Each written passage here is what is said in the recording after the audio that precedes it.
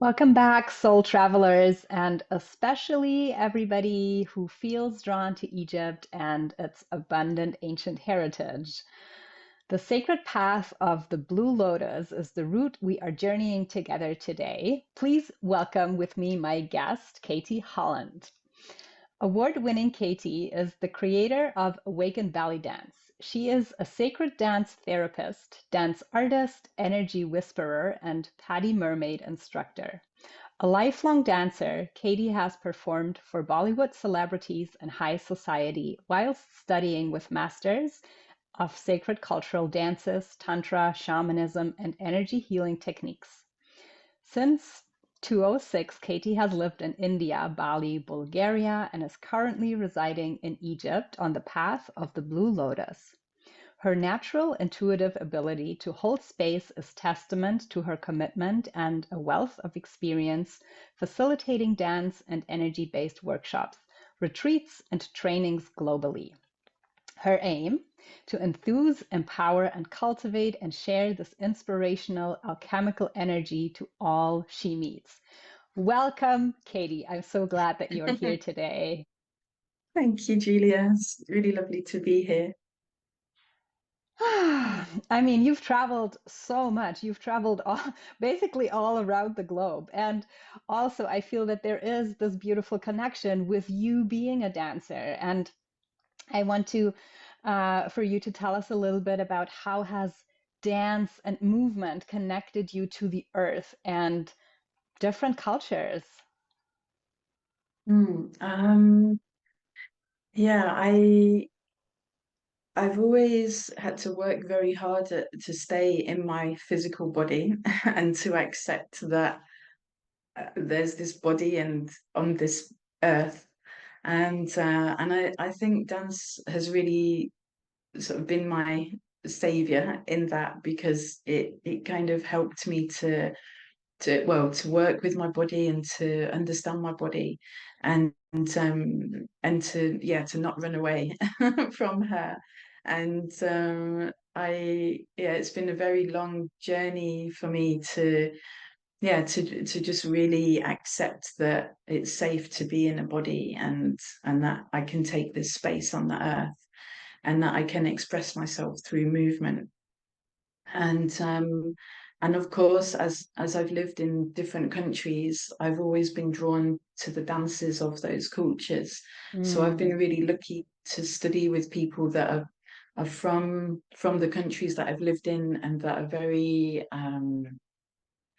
uh, dedicated, I guess, to their like their sort of experts, professionals in the dances that they teach and perform as well.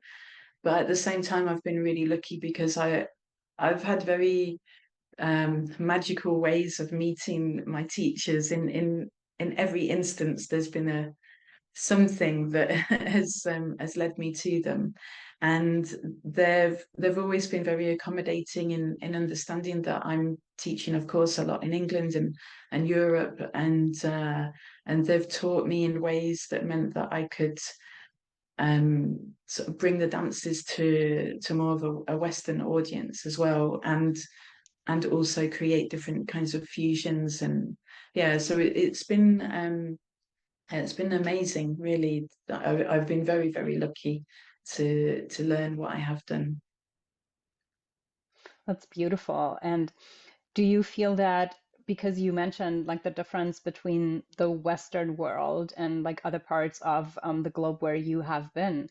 And so I'm wondering how much the culture of dancing and like movement, how does this connect in other cultures to, their spiritual heritage? Yeah, for a start, it's very different in the West, you can decide I want to learn Balinese dance, say, or I want to learn Sufi whirling, and you can show up to a class and pay the money, and you take the class, and maybe you go once, or maybe you do it for 10 years. But when you're learning in a country where the people are from a lineage, a dance lineage, and which also includes the spirituality of those dances, you can't really just show up and expect to be taught. There's a kind of series of initiations, you could say, or of testing your patience and testing your integrity. And with each teacher, I went through this in different ways, but often it's that they arrange to meet you at a certain time and then they don't show up, and but you've been waiting and you get a message, and then, I can't meet you today, but can you meet me at 7 a.m. before I take my kids to school? And it's in some really difficult, awkward place. You're like, yes, okay, I'll be there. And then you wait for 2 hours, and it's like this kind of thing. And in lots of different ways. And it's not that they're being difficult, but they really want to be sure that they're teaching somebody who is going to respect the dance, and respect the heritage that it comes from. So the spirituality is very intertwined in this, because lots of dances are telling the stories of, so like with Bharatanatyam, classical Indian dance I studied in India, it's telling the stories of the Hindu mythologies. And then in Bali you've got the Balinese stories, and they cross over as well with each other. And lots of the movements are similar or the same. And I found this really interesting, as this cross-cultural connections. And of course our body can only move in a certain amount of ways, so we can only do a certain amount of things with it. But for me this is very interesting to see where the links are, and why, especially with the lotus, is this so prevalent in dances all around the world. I love that. And so to you, the lotus, or like the medicine of the lotus and the dance, they are very intertwined, right? Can you share a little bit more about how you realize that connection? Well, for years, I started studying Bharatanatyam in something like 2010, and and around the same time I was studying Nepalese dance. It's a specific dance called Vajrayogini from Kathmandu, and which is more from the telling the stories from the Buddhist deities. So at that time, I guess I was thinking of it more as, well, this is a dance movement, or it's a dance position where I'm showing the lotus, or I'm showing the lotus. And I didn't really connect it with the medicine of the lotus, because I didn't know at that time what I know now. So it was more that I was thinking, wow, the lotus shows up a lot. And then understanding that, of course, the lotus is a sacred flower in Asia, and also more into the Middle East and Sudan. But I didn't understand really how deep it went, and what the myths and legends were or are behind that. So it was a kind of maybe a naive journey, because also I started to notice, oh, I've been wearing this big necklace for years with a lotus carved on it, and I'd never made the connection. Mm. Or like just a few days ago in my Facebook memories, some photos came up from 9 years ago in Thailand, and I'd taken all these photos of Blue Lotus in pots in outside a restaurant, not knowing. No, and then I thought, I don't even remember taking these photos, but why I took so many, and obviously wanted to post them. So it was, I suppose, a subconscious thing that was bringing me closer and closer. And like with everything in my life, it came through my body with the dance. Mm. I'm just like feeling, the lotus coming up through my own like channel in a way, and then opening up. So was the lotus now also ultimately the medicine that has brought you to Egypt? Yes, but again, in a very unplanned way. Because lots of people have thought that, oh, you're in Egypt because of belly dance, and because this has been the main dance style I've been studying for 30 years. And it was more that during lockdown, Egypt was one of the only countries that was open. This was the way that I in a logical way that I was thinking of it. And through the early part of lockdown for 8 months, I was stuck in England, and I was already drinking. I had some Blue Lotus tincture, so I was already working with this because I thought, okay, what can I do with this time? And I really wanted to work on my dreams. And I found out about the lotus being amazing for this, and about my ancestral healing. This was my kind of thought. Again, not really thinking of anything else. It was more for my own healing. And then suddenly, I had some work in Turkey later in 2020, and then from there it was, well, where to go? You know, where's open? And it was Mexico or Egypt. So I thought, okay, Sham is really easy to get to from Istanbul, and I'll go to Sham, and let's see what happens. And then came here, and suddenly things started to like open and open and Yeah. open. And I was like, oh, okay, I've been with this lotus for a long, long, long time. And and I was laughing at myself. It was like this kind of path that was running alongside everything else that I hadn't quite realized was there. And I guess the lotus took her chance, and was like, okay, get her here now. Yeah, yeah, got her here now. Mm. So to me, it always feels that, the Blue Lotus is not just a plant and it's medicine, but there's so much more also in terms of almost like an embodied path of bringing back ancient knowledge. And so I'm curious what has been the most profound teachings for you with her. Hey everybody, if you are enjoying the show, then you would do me the biggest favor in clicking the subscribe button and engaging with my content so I can continue to deliver these beautiful conversations to you. Thank you so much. I've had several out of body near death type paralysis experiences. Wow. I've had some sort of 2 or 3 times. I've had quite extreme goings on, you could say. And so I had already experienced this before as well. Um, but it came through the lotus also. But I think probably the biggest thing for me has been that for the first time in my life, I can sleep properly and in a relaxed way. Um, but within that, because I've always had very intense dreams and astral travel out of body states, and this has been since I was a child, and a lot of very frightening things have happened through my life through that, and part of that embodiment has been learning how to manage it and how to not be Hmm. afraid.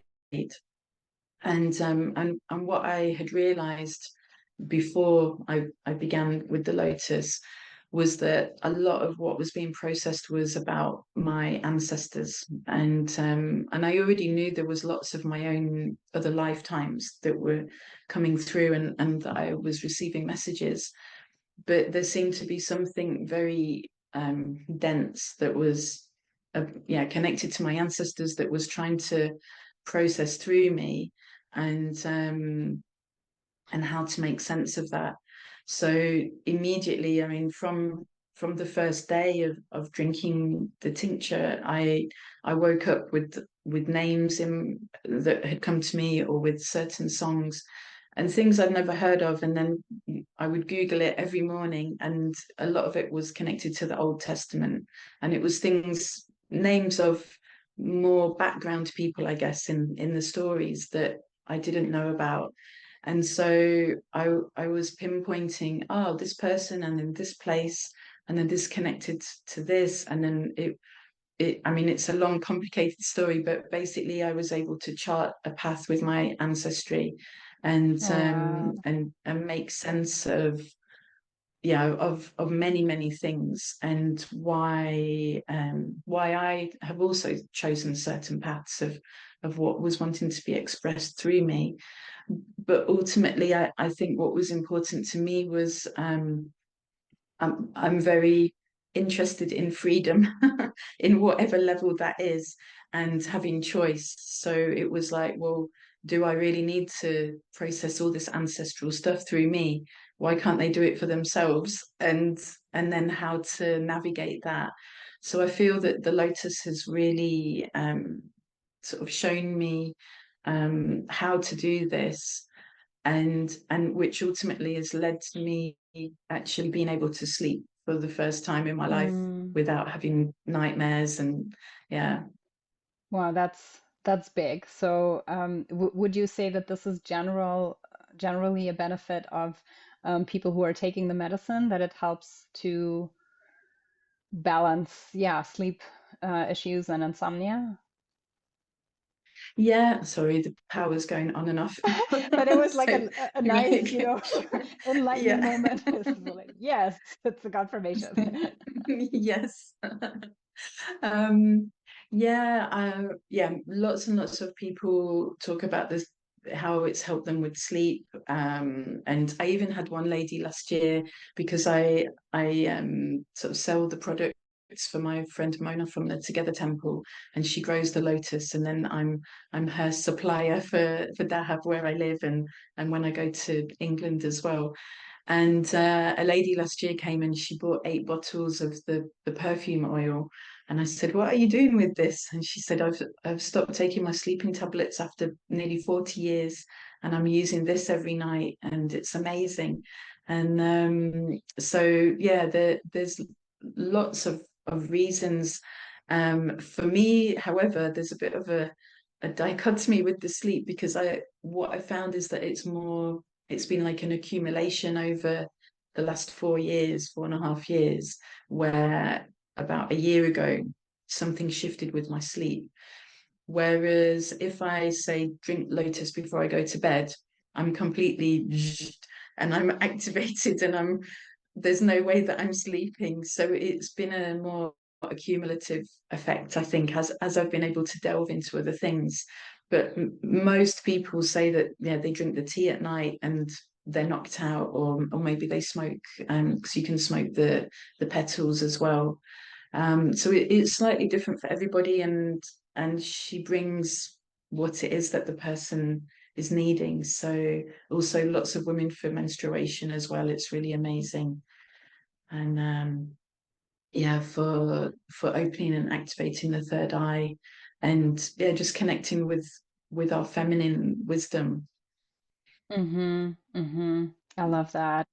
And earlier you spoke about the myths and the traditions that are brought alive through the dance with the lotus. So is there a story that you can tell? Yes. The story goes is that there were the waters of Nun, these primordial waters at the beginning of creation, and out of the waters, a huge lotus flower emerged, and within the lotus there was the god Nefertum. Now, some stories talk about Atum as the god of creation, and then some it's about Nefertum, and Nefertum was like a boy god, and I feel like there's a correlation with Krishna in a lot of ways. And Mm, so he emerged out of this lotus flower and felt alone, and he started to cry, and from his tears humanity was born. And yeah, and then continued from there. So the lotus is thought of as, it's like coming from the deepest, darkest place, and from the shit, really, like yeah. the hidden, the shadows, and coming up and emerging completely pristine and pure. And how this analogy also corresponds to us in our life, and how we go through these cycles of birth, death, resurrection, and how we can keep on birthing ourselves, really, and into the newest, brightest version of us. Ooh, yeah, that runs very deep. And it feels like you know, there is, I can definitely see the analogy now and why both like the dance and also the lotus are so, yeah, intricately intertwined in a way. And both are, in a Mm. way, means to remember our own body wisdom. And I know that this has also been a lot of your own path. So I would like you to speak a little bit into that. How can we remember and, yeah, reclaim wisdom within our own bodies? Mm. Um, I feel, and from my own experience, and obviously from teaching, is that our body is really the treasure chest. From the epigenetic perspective, from the morphic field, everything is contained in our body, and we don't even need anything outside of ourselves to connect. And the lotus is also very subtle. It's not like having, say, like with ayahuasca or something like that. Many people will drink the lotus and say, oh, I don't really feel anything. And then a couple of days later, they'll say, oh, I had this dream, and and things will have come to them.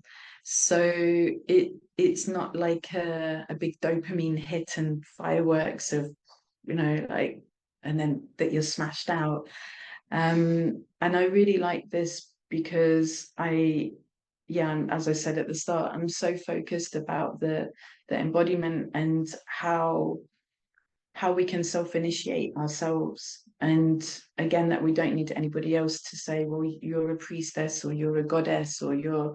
It's a bit like Disney princesses, but the adult version of being priestesses and goddesses. So I feel that the self-initiation or self-realization is the ultimate, really, because everything really has to come from ourselves, and walking that talk. So it's not that, oh, one day I'm a Blue Lotus priestess.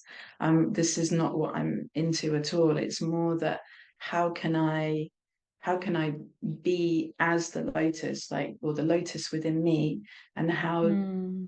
how do I walk my talk in that information, and that it's something very natural. It doesn't have to be, okay, I'm in the Blue Lotus mode now. It's more that you are the lotus, and however that shows up.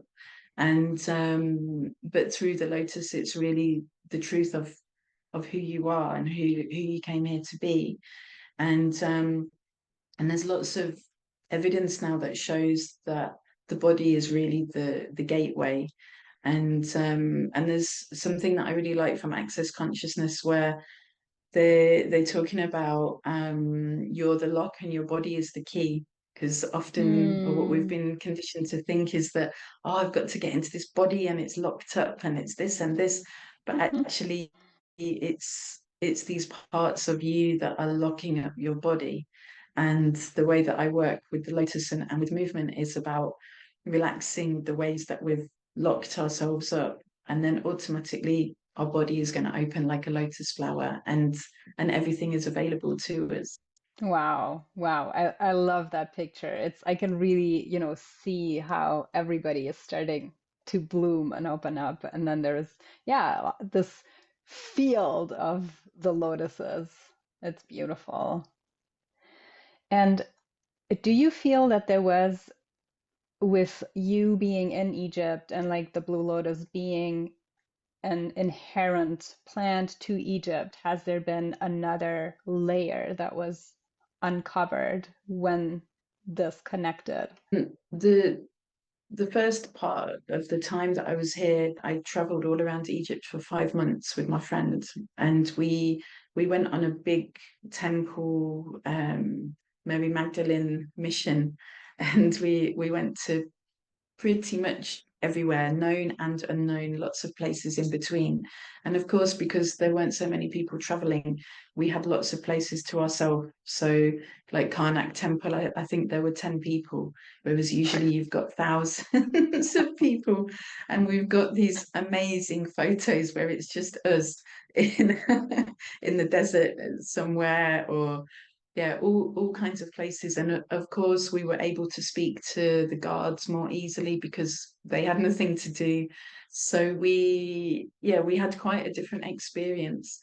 And all along the way, we were drinking the Lotus. This was our little, kind of had our bottles in our bags. And I suppose we didn't really have any kind of fixed idea of, oh, we want to do this or we want to find this. We thought, let's just see how things look like when we look at the hieroglyphs. And we saw that the lotus is everywhere, whether it's for decoration on the boats, or there's these kind of alchemy bottles and things in the carvings, but nobody talks about them. And it's, yeah, absolutely everywhere you look. Even the police in Egypt have the logo of a lotus, and on the government buildings. And it's like it's here but not here, because when we were always quizzing the guides and saying, well, what about the lotus? And they were like, oh, there's nothing. And we were saying, well, there obviously is something, because look at this wall covered in lotus flowers. And we found some who did have other information. But I think what really became apparent is that nobody really knows. And again, it has to come through us. And we know that the oil was used as part of the embalming process, and the flowers were wrapped in the fabric with the mummies. And in the Book of the Dead, there's a spell about becoming the lotus. And so there's these little bits here and there, but there's not anything that's really set down as this is what it is and this is what we were doing with it. And from working with Mona as well, who I mentioned at the Together Temple, we always say that this is about everybody being a part of this and bringing a part of the wisdom through. It's not just one person who's the queen of the lotus. It's like, through me, it's coming through dance. And maybe in 10 years, it might come through in a different way for me. But and for somebody else, it will be more through the more sort of academic side, and like really finding these bits of information and that maybe we've not found yet. And for everybody, there's different ways. That it's like a big jigsaw puzzle, and how we can work together in that and really collaborate. And this is the message that has come through again and again, that this is about collaboration and co-creation. And there's no ego. There's no space for this or for somebody to be taking over. It's very much like, how can we do this together, and how can we create a different consciousness and a different society through the lotus.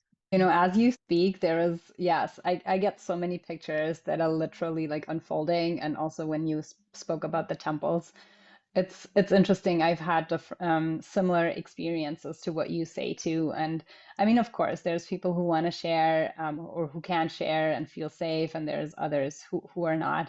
But the lotus is just so present. And it's funny because to some, I feel it's almost like you cannot overlook it and there has to be something to it, where others just take it as given and nobody really notices, which is also one of the gifts, I feel, because as much as it is prominent, it is also almost invisible, I feel. Mm-hmm. And so it's like this shape shifting of who do you want to be? Like, how do you want to express it? Yeah, and also because the lotus isn't growing as it did in the ancient times along the Nile. Yeah. I don't know at what point she disappeared, but there's a couple of places where people have planted sort of cuttings, and I mean, she's a water lily. So there's a place in Aswan, and there's a place in Cairo, but otherwise it's not really something that's like abundantly there. So yeah, like you say, there's this invisibility, and how who finds that invisible thread. And and and what I've been coming to realize in the last few months as well is that although the lotus might be something that at first we ingest as a way of connecting, I feel there's the prayer again. It was blue. Did you see that? Wow. Yeah. What I feel ultimately is that that creates a connection that you don't have to drink or put the perfume oil on. I mean, of course, it's lovely to do that.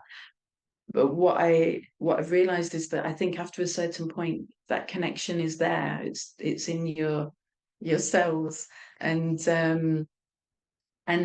that, as well as the empowerment, I think that what she's bringing is a sovereignty, which then comes back to the self-initiation. That it's trying to think how I've not actually spoken this out loud yet. It's just been something going around in my mind for about 4 months.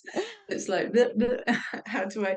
Yeah, almost like when there's a level of connection, I guess, that connection is there no matter what, telepathically or in the morphic resonance, so that you can then bring this again, bring the wisdom through without even necessarily having to ingest the lotus. It's like she's with you, and you can really work with that energy as well then anytime that you want to. Yeah, fully agree. Fully agree. Mm. Oh, wow.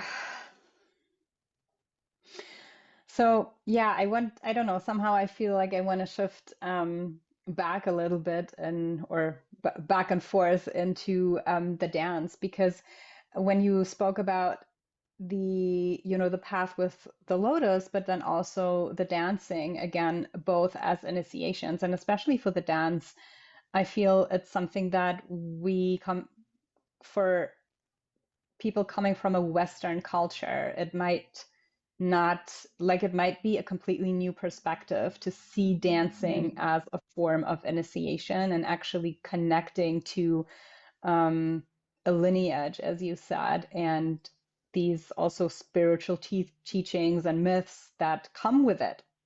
And so your company is called Awakened Bellydance, which I think it's a fabulous name. So tell us a little bit Thank about, you. yeah, what does that entail? Okay.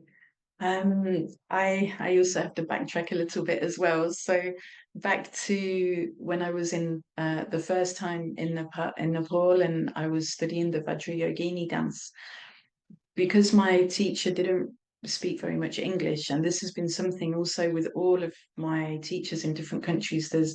There's often not been a huge amount of verbal communication, which sometimes can be a bit, oh, I want to ask all these questions, but it's not there. But in other ways, I think it makes it even more powerful because you have to listen through the body and you have to watch so carefully. Um, so I also didn't know at that point how this particular style of dance is very connected to Kundalini activation. And I had a huge or the first huge Kundalini explosion during the first week of studying that dance, and I was knocked unconscious, and it was, yeah, I was totally out.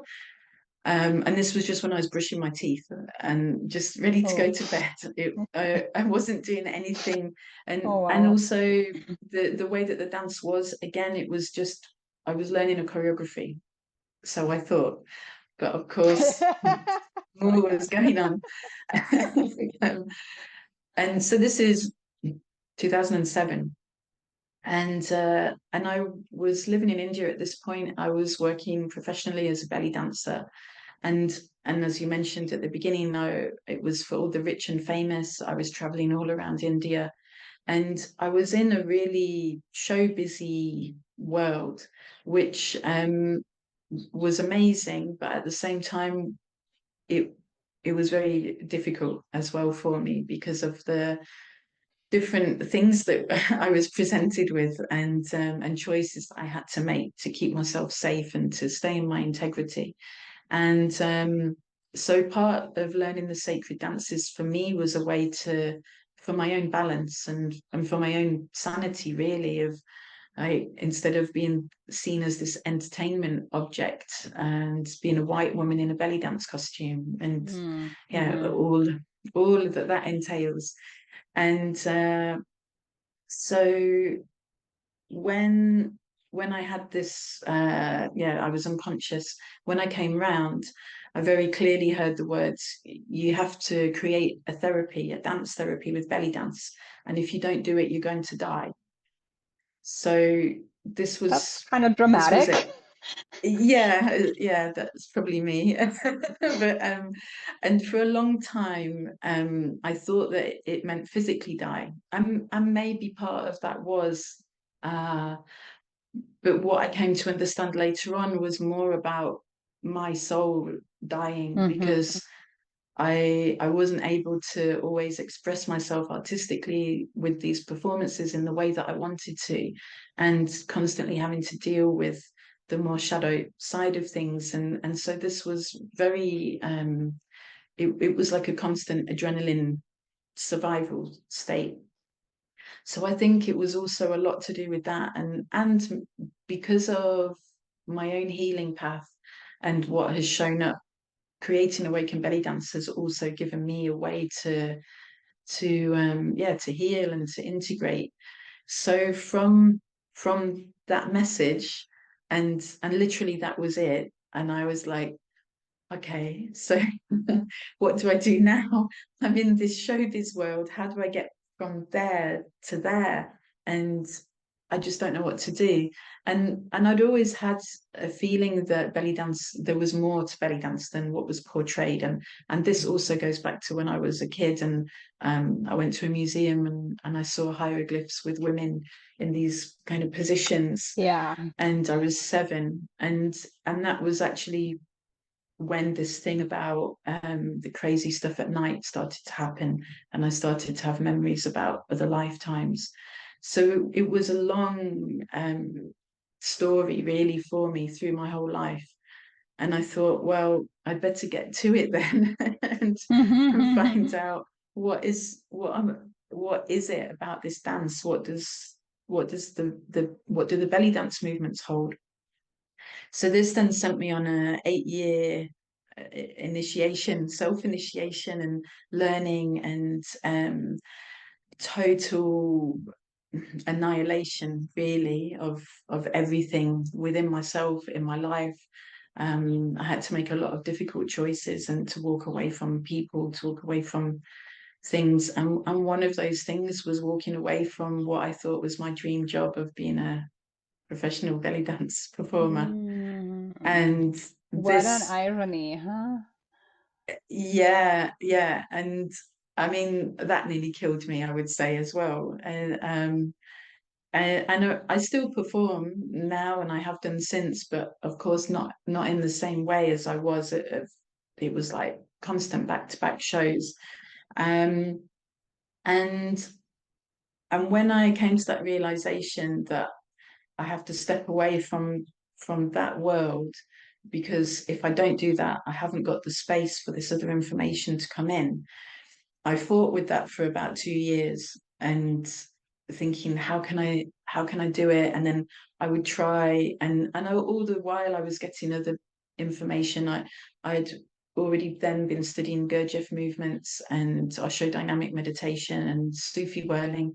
So this had given me lots of inspiration, and again, understanding about how we hold emotions in the body, and how to work with that, and how to support people in the expression of that. But I would self-sabotage myself, because then I would think, well, what am I doing? This therapy with belly dance, people are going to think I'm crazy, and they know me as the belly dancer in India, and who do I think I am? It was all of this stuff, chat going on. And so the 8 years was really challenging, and in that time, in the last 2 years of that, I moved to Bali. and just really immersed myself in myself, and had another big Kundalini thing, also very spontaneously, just lying in the garden. And then a couple of years later, things of energy shifting, and then each time that's happened, more space has been created. So by the time I'd been in Bali for a couple of years, I was ready to launch Awaken Bellydance as a training, and I had the name, and in that Kundalini time, I was really out of my body for about 5 days, and I had a lot of information come through about the logo and the name, even the font of Awaken Bellydance. It was very specific. And the funny thing, or the crazy thing, is that when I went on this big journey around Egypt with my friends, so this is then, say, 7 or 8 years later, we went to a temple in Amana, and it's like an area of Thoth or Tahut, and it was the main area of Egypt for his cult. And we went into this temple, and we were a bit templed out because we'd been on a or sometimes we just needed a few days break.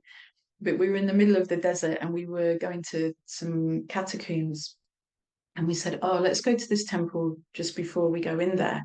I walked in, and it was very small, very unassuming, and I looked to the left, and there was this big whole wall carving, and it was Hathor in the sycamore tree. And I knew about Hathor, and I didn't know the whole story and the connection with the sycamore tree, but I had also had dreams about sycamore when I started with the lotus, and I put it down to my aunt died in that time, and she lived on a road called Sycamore. So I thought, okay, it's about her. I think it was about her, but also there was more to it.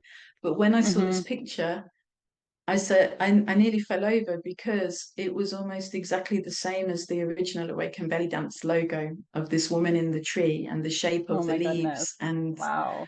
and I'd never seen it in this way before, and it really hit me, and I thought, this, it's like bigger than my brain can comprehend, of of Yes. what's been Yeah. happening, and the way that I'd been guided. And so I've forgotten where I actually started with this whole story. But I'm trying to tell you things in a nutshell as well, because there's been so many things. Oh, of And course. I know, I remember you'd asked me about Awaken Belly Dance. So so really it was my understanding of how we could work with the belly dance movements as sacred geometry within the body, and cultivate energy within ourselves, and activate and initiate within, and also release anything that's holding us back, or how we're holding ourselves back, and the fears around that. Because of course I've been through that journey for myself, and still, I mean, I'm still in this journey, but it's how we can work with these movements as an alchemy within our bodies. Wow, I love the way that you describe it. It's such a Thank beautiful you. picture, and also like bringing in the sacred geometry. Which to me is very much also a remembrance, like an embodied remembrance. And so Mhm. when, people have the call now to work with you, how do you do trainings, retreats? Tell us a bit more about that. Mhm. I do lots of different things online and in person. Usually every year I hold an Awaken Belly Dance training in Egypt. So the next one will be May 2025. And it's a residential 17-day training, and really beautiful. We're in the desert, and we're really going into the process for ourselves. and then through that learning how to facilitate and hold others within that. I also work one-to-one with people online as well, and then in groups. I've got lots of pre-recorded courses, which I've got a website that's imminently to be launched, which will have all of the recorded sort of classes and courses on. So that should be probably July, August of 2024.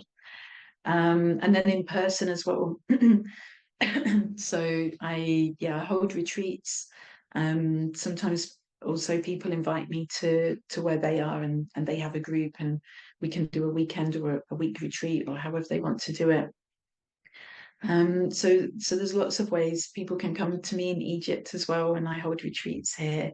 I have a retreat in Aswan in October, which is also to coincide with the Sun Festival at Abu Simbel. So we'll Oh, be working a lot with beautiful. the lotus. Yeah.